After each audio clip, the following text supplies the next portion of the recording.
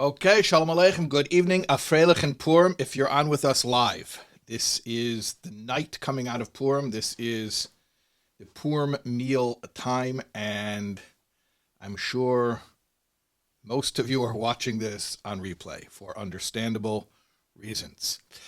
We're going to have a double episode tonight. Remember, these are 30 letters that we're learning over the course of the 30 days before Yud Aleph Nisan, the Rebbe's birthday. And in order to have 30 days worth of learning, we have to make up for the Shabbos class. So just like in the desert, when the bread from heaven was coming from heaven to feed Bnei Yisrael, and they could not gather it on Shabbos, so they were given a double portion on Erev Shabbos, so we're going to do a double portion on Erev Shabbos, a Lechem Mishnah, if you will.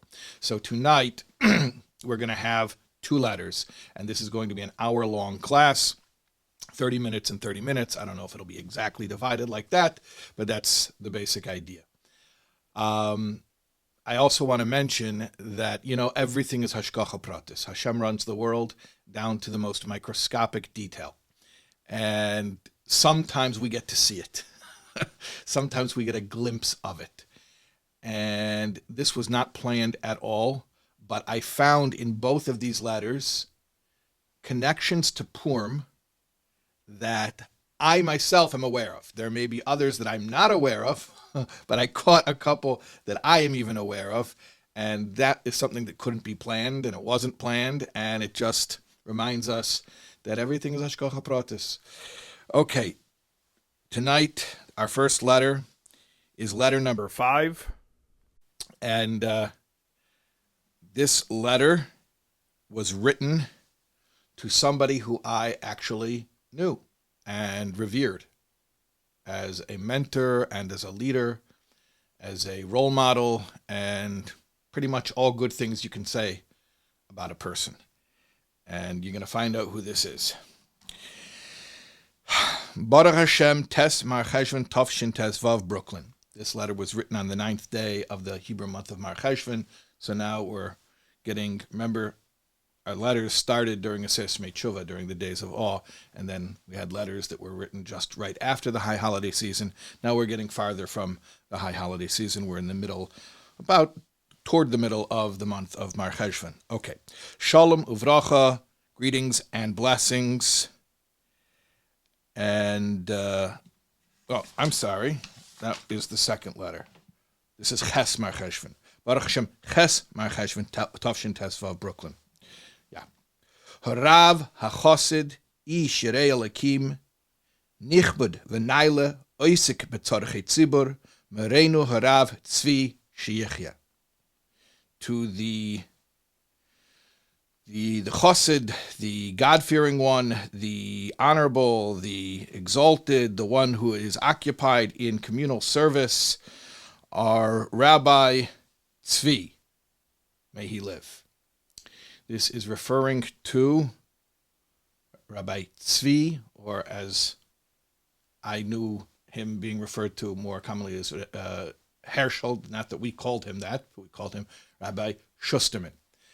And Rabbi Herschel Shusterman, Olav Shalom, was an incredible Rav, a Talmid Chacham, a Paisik, a leader, a Shliach, and there's no limit to what could be said about such a great man, and I had the honor to know him personally. He was the Rav in Chicago for many, many decades before I was born. He came actually to Chicago as a shliach of the Frierdiker Rebbe, the Rebbe's father-in-law, in 1947. And he assumed leadership of Bnei Ruvain, the congregation which is the main congregation for Chabad, for Anash in Chicago. He became the rabbi of Bnei Ruvain in 1959. So 12 years after he first came to Chicago. This letter, of course, is 1955, so this is before he went to Bnei Ruvain, and he was the rabbi of a different congregation, which I'm not sure the name of, and I'm not sure if it exists even anymore. I'll tell you something very interesting. I once asked a shaila of Rabbi Shusterman. And what was the shaila? My parents, may they be well, took a trip to Eretz Yisrael right after they got married. And they bought a Megillah, an antique. I stress the word antique Megillah. It was not in great shape. And it was more understood to be an heirloom or a keepsake, not something that we actually used for Purim, for following in the Megillah, because it was missing letters, it was missing words, it wasn't in great shape. At any rate, at one point, I think I had actually been learning the Gemara Megillah, where it spoke about the leniencies of a Megillah over the leniencies of a Sefer Torah. And it occurred to me, I don't know, I mean, I know it's not in great shape, but maybe because it's a Megillah, it's not a Sefer Torah, there are different laws, maybe it's okay, maybe it's usable. And so I went, I think it was between Mincha and Ma'ariv at Bnei Reuven, and I went to Rabbi Shusterman, and I showed him my parents' Megillah that they bought in Eretz Yisrael, this antique Megillah that no one had used for Purim, at least not since we had it. And he unraveled the scroll, he looked it over for a couple of minutes, and he said, kosher. That's all he had to say. He was a man of few words, very succinct. But when Rabbi Shusterman said, kosher, that's all you needed to hear. Kosher. I could say so much more about him. But anyways, I thought that was pretty marvelous that the shaila that I asked him was about a Purim Megillah. And here it is. Bashgacha Pratis, Hashem runs the world. Tonight is Purim. Okay, Shalom Avracha, greetings and blessings. Le'achrei hashsika haruka, after the long silence. Noam li, it was pleasing to me, pleasant to me, lekabel michtove, to get your letter, memotze Shabbos Kodesh, from coming out of Shabbos, the Saturday night, the night coming out of Shabbos. It's interesting that that Rebbe received so much mail. And, you know, I get emails, and I can't keep up with them. And it's like, oh no, now my inbox is up to 10,000 unread emails. And the Rebbe was receiving correspondences from all over the world constantly, all the time. And the Rebbe was so busy with so much. I mean, the Rebbe was constantly learning. The Rebbe was learning all day, plus all of the involvement that Rebbe was managing Lubavitch and everything that was going on in the world and engineering the entire movement of Chabad. And you would think somebody in that position would actually be happy if people would give him a rest and not write so often. And yet you find in the Igros so often that the Rebbe will say, hey, a long time no speak. I haven't heard from you for a while. It's so nice that you wrote again. In fact, in some letters, and I think we have some letters coming up where the Rebbe will say, I was disappointed that I didn't hear from you for so long, and from now on, you better write more often. Just, to me, that itself is mind-blowing. At any rate, so the Rebbe says, after the long silence, it was nice to get a letter from you again. From your letter from Motzei Shabbos, Boi Kosev. Now, in this letter you wrote, Eich shehistadru ha'inyanim b'Talmud Torah. How you set the things up in the Talmud Torah. That's like a Hebrew school, like a after school. That was very common, by the way, in those times, in the 1950s. Even fairly religious children didn't necessarily go to Jewish day schools, and they would maybe go to a public school, and then they would have a Talmud Torah afterwards. So apparently, Rabbi Shusterman was running that type of an institution or something like that. So the Rebbe says, I was very happy to hear how you set up things in the Talmud Torah. V'sidr hakitais hashonos, and how you set up the different classes. V'nanesi b'me'oid me'oid. Very strong language. I really, really enjoyed. Double really. I really, really enjoyed. Mema shehimtzi kama inyanim b'kines sofrim. How you came up with many aspects of friendly competition. That's my loose translation. Kines Sofrim literally means competition between sages. It's a Gemara in Bava Basra, Daf Chof Aleph Amud Aleph, that's speaking about whether or not a cheder can hire another malamed, or parents, I guess, who are educating their children can hire another malamed, whether that's unfair to the original malamed. It says, no, it's good, because when it comes to Torah study, kina sofrim, the competition, sofrim means of scholars, Torah scholars, tar b'chochma, kina sofrim, competition between scholars, tar b'chochma, it increases wisdom. So I guess, like you say, in a free market economy, in capitalism, right, competition is good for the consumers. So in Torah scholarship, a little bit of competition is good for the amount of Torah knowledge and wisdom that there's going to be in the world.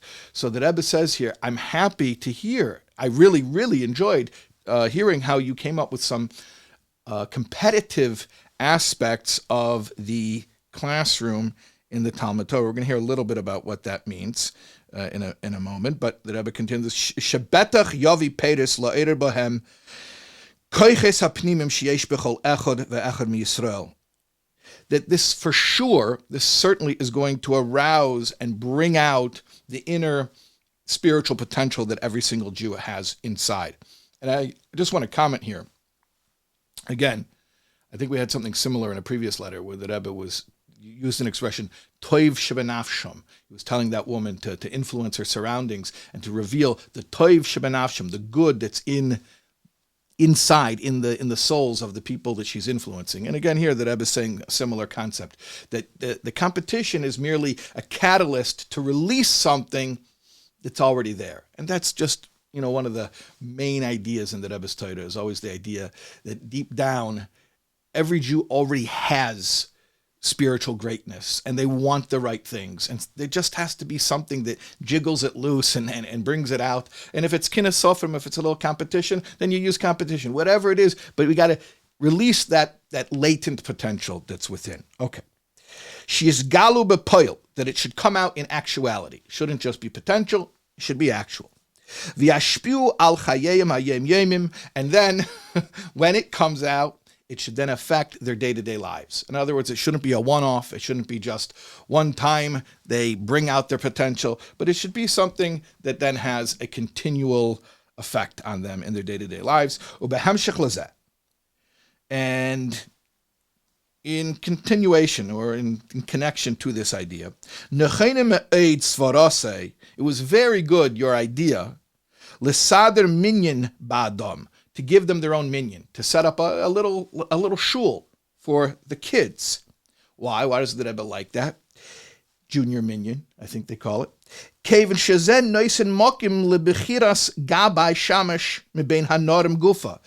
then the kids can pick their own shul officers, like a Gabbai, the one who calls people up for aliyahs, or a shamash, the one who sets up the chairs and puts out the tablecloths, or whatever it is. When you have positions of responsibility, that's very, very good. Just parenthetically, I was once invited to be the scholar in residence for a weekend, a very special weekend, with the Seateen leadership. There's a special, Seateen is a very large group, or conglomeration of groups, of youth groups, run by shluchim all over the world, and they have a Shabbaton once a year in Crown Heights for all of the members, all the teens who are part of Seateen. But then in the summertime, they have something called the Leadership, I think they call it Leadership Summit. And anyway, those are the heads of each chapter, and they come together, and these are really motivated kids, highly involved in their Jewish growth, and these are the kids who are the leaders, and they get together and they have this summit. So I was, one weekend I was with them. I think it was out in the Poconos Mountains at the Bushkill Resort. And we had a meeting together, and I was like the, facilitator. And we were speaking about recruitment tactics. And, I don't know how to recruit. I never took classes in recruitment.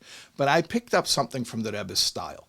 And that is that if you tell someone, you really need to come to this thing, it's really important for you to come to it, you really need to come to it, maybe they will, maybe they won't.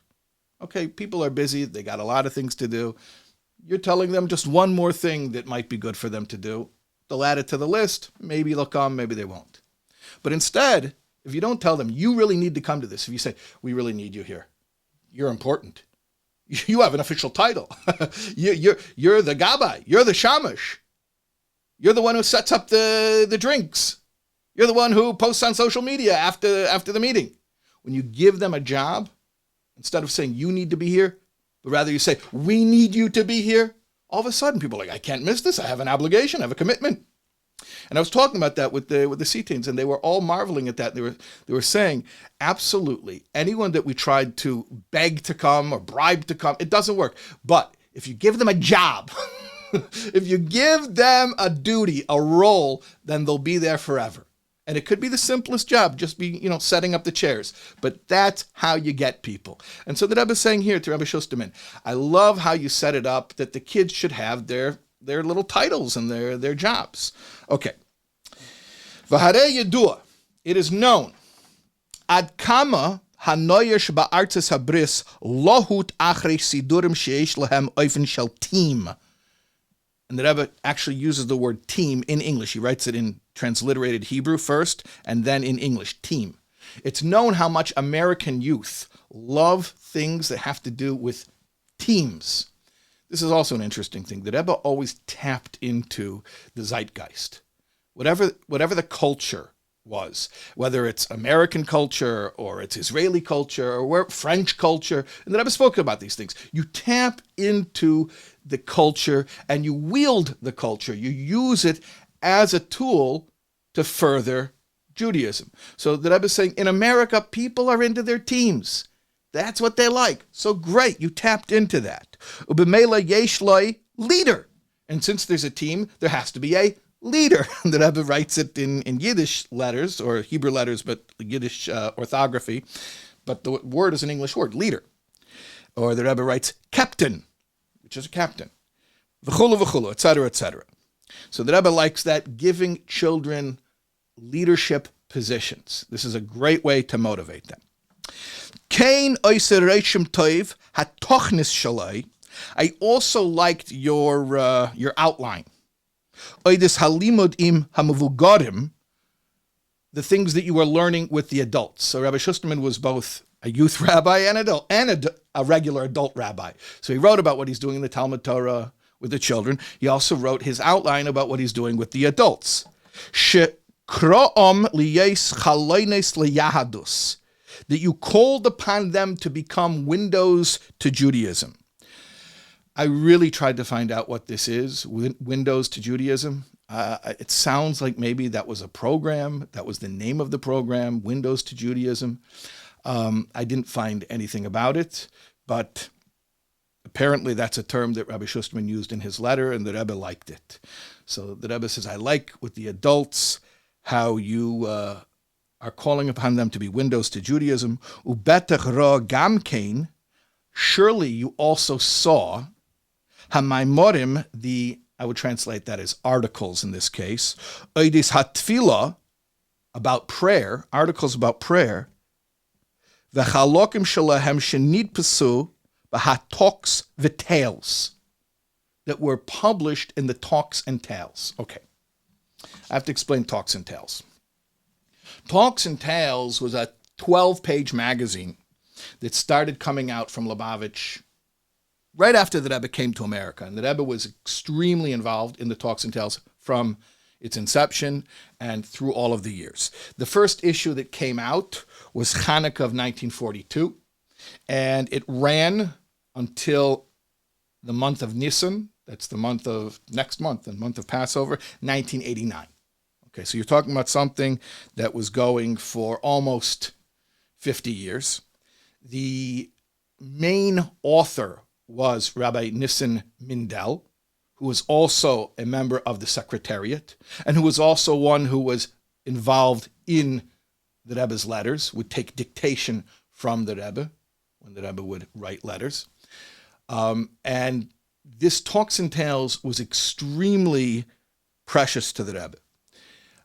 It was a tool for spreading Judaism well beyond the Lubavitch community. That was the intention of it. In fact, in 1979, Rabbi Chadukov, the Rebbe's chief secretary, wrote a letter to the shluchim. How many shluchim were at that time, I'm not sure, but nothing like the kinnis photos that you see today with thousands of shluchim. So however many shluchim there were in 1979, Rabbi Chadukov wrote to them and reminded them that part of their contract as shluchim is to recruit subscribers to the Talks and Tales. Okay, so this was no joke. The Rebbe used to bring every issue of Talks and Tales to the oil. The Rebbe would bring the Talks and Tales to the oil, to the resting place of his father-in-law, of his Rebbe. I should also tell you something, a little bit of interesting trivia, but there's something called a postal permit, or a nonprofit postal permit. And if you have a nonprofit magazine that's a monthly magazine, you can send it out 12 times a year. Well, as you know, like from this year, sometimes there are 13 months in a Jewish year when you have a Jewish leap year. So they only had a permit to send out the Talks and Tales 12 times. And I heard from Rabbi Krinsky once that they actually fought the federal government, the post office, and said, yeah, but we have 13 months this year. And they won. Lubavitch won that argument, and they let them send out the Talks and Tales 13 times a month during Jewish leap years. So at any rate, the Talks and Tales was very precious to the Rebbe. Now, there were different sections of Talks and Tales. The Gallery of the Great, which are incredible biographies of Jewish leaders from the times of, all the way back to the Temple times, through the times of the Mishnah and the Talmud, and up to the medieval sages. It's an incredible work, the Gallery of Our Great. I enjoy it personally. There's In Nature's Wonderland, which is teaching children about the greatness of Hashem's creation. Some people compare it to Ranger Rick. It's like a nature magazine. Then there was the stories, and they compiled all the stories into, I think it's 5 volumes of books called The Storyteller. Storyteller, those stories are the stories that were in Talks and Tales. And then there was another section. There were many more sections, but then there was one more section of Talks and Tales called My Prayer, which is the translation. It's based on the words Vanis Filosi. King David in Psalms says, as for me, my prayer. So Nissen Mindel was writing these articles called My Prayer. It was a serial in every issue of Talks and Tales. And later on, it became a book called My Prayer, volumes 1 and 2. So the Rebbe is referring to this in 1955 and telling Rabbi Shusterman, I hope that you saw the articles on prayer that are in the Talks and Tales. I should also mention that the Rebbe would review the Talks and Tales. I don't know if this is 100% an accurate statement, but I believe it's safe to say, maybe someone can correct me, that as far as publications that we know that Rebbe personally edited and reviewed, I think it could only be said for the Rebbe's Maimorim, for the Likutei Sichos, for the Lubavitch News Service press releases. Those were edited by the Rebbe. And Talks and Tales. I'm not sure there was anything else that was regularly, as part of the workflow, reviewed, edited, and approved by the Rebbe. Talks and Tales was. Okay, so the Rebbe tells Rabbi Shusterman, I hope you use the Talks and Tales articles in your classes with the adults. And here the Rebbe says, Af shekosov l'tzeirim, even though it's written for children. It's a children's magazine, but it's wonderfully written. And I challenge any adult to read it and say that it's too childish to enjoy. It's written in such a beautiful way that children can appreciate it and adults as well. So the Rebbe is encouraging Rabbi Shusterman, use those My Prayer articles from Talks and Tales for your talks with the adults. It was written for children. But the main point and the foundation of these articles is true. So truth is truth.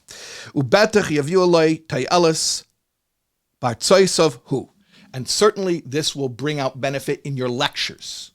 You'll use the Talks and Tales as material for your lectures to the adults. Now, I wrote to you in a previous letter, Sha'av shlei tamid yesh lahavlit nekuda habo lekamon, that although you shouldn't necessarily highlight this, I think in 2022, this is what we call meta. This is like, you don't necessarily have to say it explicitly. But it should be a hidden objective. What is this that Rebbe is saying to Rabbi Shusterman? You don't have to say it clearly, but it should be implied. It should be, you should have in mind, v'hu, and it is, shekol pigisha, that every meeting, anytime you encounter someone, one-on-one or one to a group, vartza, or any lecture when you're getting up to speak, hine, yitoisif mizeh etzel hashemim meretz v'yadia b'negel mitzvahs maisius b'peil b'chaye hayem yemim. It has to increase some type of awareness and alacrity on the part of the listeners in doing practical mitzvahs in their day-to-day lives. So you don't have to say it explicitly. You don't have to hit them over the head with it. You don't have to be heavy-handed. But every time you meet someone, you speak to them, and anytime you give a lecture and you're speaking to a group, there has to be some intention that there has to be a bottom line that's practical and applicable to day-to-day observance. It's interesting. There's a similar story, and it took place 10 years after this, in 1965. Rav Chaim Gutnick, the Rebbe Shliach in Australia, told the Rebbe that he is sought out as a speaker in Australia. Everybody comes to hear his lectures, and they laugh and they cry, but he's not sure he's accomplishing anything with it. You know, it's kosher entertainment. Big deal. Like, he wants to actually affect people. So Chaim Gutnick asked the Rebbe, like, for public speaking tips. And the Rebbe said, you always have to have some type of a ma'aseh b'poil, some type of follow through that's an action. And so after that, Rabbi Gutnick went back to Australia, and he was giving a lecture, and he was talking about Shabbos. And so he said, let me make it very practical. Shabbos, you're not allowed to light a flame. So I'm not telling you don't light a flame, but how about you don't smoke on Shabbos? Your doctor will thank you, and your rabbi, I will thank you. And so he did that as just a way of giving some type of an actionable conclusion for his speech. At any rate, next Shabbos, he sees this Holocaust survivor who never came to shul on Shabbos. Didn't think that much of it, but he noticed. He saw him a second week, and he saw him a third week. Finally, Rabbi Gutnick came over, and he asked, why you become a shul regular? He says, Rabbi, I heard you speaking. I forget where he was speaking. It wasn't on Shabbos, because this guy never came on Shabbos. But he says, I heard you speaking, and you spoke about, on Shabbos, why don't you try not smoking? So I went to the office on Shabbos, because the guy worked on Shabbos. And I was about to take out my cigarettes. I was like, you know what? The rabbi said, try not to smoke on Shabbos. So I put away the cigarettes, and I'm not going to smoke on Shabbos. And then after I did that, I thought, well, if I'm not going to smoke on Shabbos, what am I doing in the office? So I came to shul, and I did it 3 weeks ago. I did it last week, and I'm doing it now this week. So you see the power of giving something very practical and actionable in a speech, and that's what the Rebbe is telling Rabbi Shusterman here. And the Rebbe says in very strong words, ki seif, because ultimately, at the end of it all, harei kol ha'adam. This is Shlomo Melech's words. This is the entire purpose of a person. What? Action. Bottom line. Umuven gam kein mikol shikein v'kal v'chaymer. And especially, this is brought out in Chassidus, that says, what does it say in Chassidus? Asher haskala hayeser nailis, that the deepest or most lofty intellectual idea, tzricha lahavi l'v'chein, has to come to a therefore. Literally, it means therefore, but it means no, so what are you going to do about it? And by the way, that's an idea that is enumerated or elaborated upon in very deep ways in Kuntras and Yonah Shel Teres HaChassidus, where the Rebbe speaks about the deepest truth has to come down into practical action. And the therefore has to be some type of a practical thing, something that's action. And it's surely superfluous to elaborate any further on this. This is a simple thing. I'm sure you understand it. I'm not going to say any more. And I'm sure you will find a diplomatic way, if necessary, meaning if it's not necessary, then don't worry about it. But if necessary, I'm sure you'll find a diplomatic way. Shelo yargishu kol kach hakavona d'chol hartzah, that the audience shouldn't pick up on it, that is your point in every single lecture. Yes, it should always be with a practical takeaway, but you'll find a diplomatic way, a clever way to smooth it over, that the audience shouldn't feel like, oh, here he goes again with the practical stuff. Be smooth, be subtle, but make sure it's there. Bibirkas hatzlocha b'chol anal, with blessings for success in all of the above. And that is the end of letter number 5.